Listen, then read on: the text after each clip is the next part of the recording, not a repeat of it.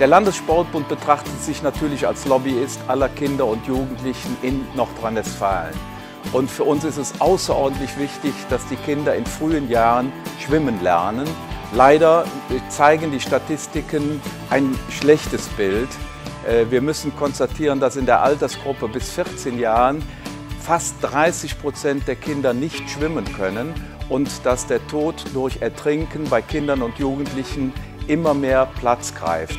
Dem müssen wir entgegenwirken.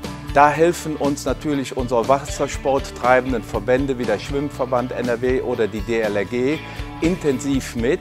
Und mit ihnen gemeinsam versuchen wir, diesem negativen Trend entgegenzuwirken. Ganz wichtig sind dabei die Eltern, dass wir sie motiviert kriegen, mit ihren Kindern schwimmen zu gehen.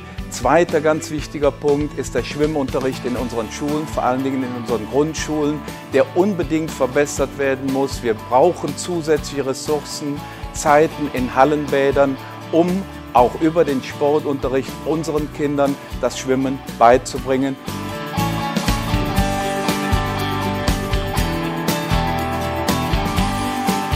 Kinder müssen schwimmen lernen.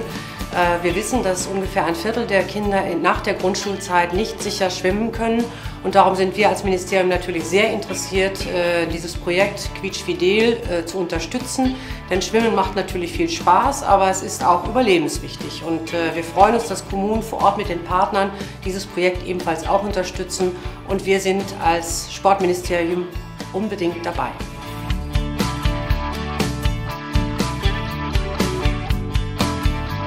Das Besondere hier in Werdohl ist, denke ich mal, der sehr hohe Migrantenanteil, der sich in den Kindergärten und Schulen wiederfindet. Schwierig ist es dabei, gerade die Eltern der Migranten für das Hallenbad zu bewerben. Wir haben häufiger Kinder, die jetzt bei der Wassergewöhnung noch nie im Wasser waren, die dann das erste Mal hier überhaupt Kontakt hatten. Und die Aufgabe, die wir eben halt gemeinsam sehen in den Vereinen in Werdohl, dass wir die Kinder möglichst früh im Kindergartenalter ans Wasser gewöhnen und dann auf die Schwimmausbildung vorbereiten können. Der Schwimmverband Nordrhein-Westfalen war der erste Initiator der Aktion Kinder müssen schwimmen lernen. Wir haben auf unserem Verbandstag 2005 bereits eine Resolution verfasst, die alle Vereine aufforderte, mehr Initiativen zu ergreifen, dass die Lernfähigkeit im Schwimmen gesteigert wird. Gleichzeitig haben wir Schulen und auch die Lehrer aufgerufen, sich zu beteiligen und die Eltern um entsprechende Unterstützung gebeten. Wir versuchen durch Ferienkurse die Kinder der 1. und 2. Klasse ans Schwimmen zu gewöhnen, also Wassergewöhnung, Wasserbewältigungskurse. In den Sommerferien haben wir uns im großen Projekt NRW kann schwimmen angeschlossen über Quietschfidel und führen dort auch in den Sommerferien mehrere Kurse durch, damit die Kinder schwimmen lernen, die Kinder der 3. bis 6. Klasse. Allerdings haben wir unser Augenmerk darauf gelegt, die Kinder in den Kindergärten dazu zu kriegen, mit ihren Eltern aktiv zu werden. Also die Eltern werden bei uns geschult, mit ihren Kindern schwimmen zu gehen, dort Wassergewöhnung zu machen, gleiten, springen, tauchen zu lernen, um dort dann den Einstieg in die Schwimmkurse zu erleichtern.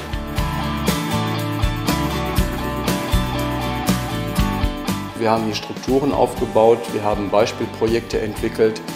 Wir haben hier einen Stamm von Mitarbeiterinnen und Mitarbeitern geschult und auch weitergebildet, die in diesem Bereich neue Fähigkeiten, zusätzliche Qualifikationen erlangt haben und die jetzt für uns und für alle anderen beteiligten Partnerinnen und Partner, für alle beteiligten Verbände jetzt sozusagen als Basis, als Grundlage, als Vermittler, als Mentoren dienen können und dieses Projekt jetzt landesweit tatsächlich auch umzusetzen, sodass es sich in den Alltag integriert, sodass es fester Bestandteil des Angebots zum Thema Schwimmen lernen in Nordrhein-Westfalen werden kann.